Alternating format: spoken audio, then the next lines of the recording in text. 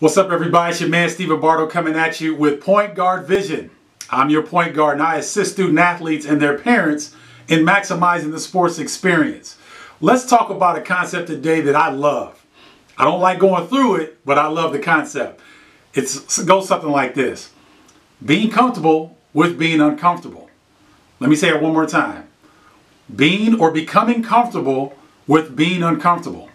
Think about it. Anything that you ever accomplished in life, it was hard, it was grueling. You ask yourself, why am I doing this? But in the end, you were grateful. You were happy, you were elated because you got to whatever it is that you were trying to go, or you got the prize that you were going after. But it didn't mean anything if it came easy.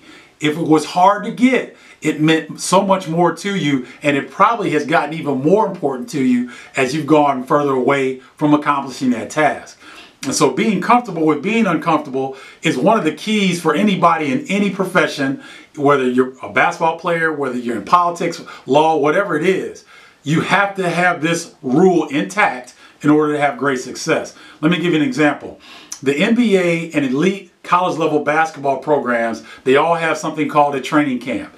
And if I said this to veteran NBA players, they'd shudder with fear because training camps are grueling. They're mentally and physically exhausting, and they make you wonder what you're doing. But in the end, it's all worth it. Let me give you an example. Back in college at the University of Illinois, one of my teammates was Kendall Gill. Now, our freshman year, we went to training camp. One of the things we had to do was a 2.5-mile run for time. And so you had to run this 2.5-mile run for time. If you didn't make time, you had to do it again and again until you made the time.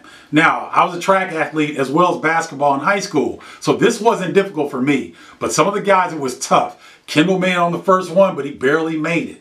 And so we got into practice, 3.5 hour long practices, in addition to going to school, in addition to going to study hall. So they're grueling. And Kendall Gill, in his first week at Illinois, wondered whether he belonged. He thought he might be in over his head, if you can believe that. This guy ended up being the number 5 pick in the 1990 NBA draft. He had a 15-year NBA career. But he wondered in his first week whether he was in the wrong place or whether he was over his head. So you've got to learn to be comfortable with being uncomfortable.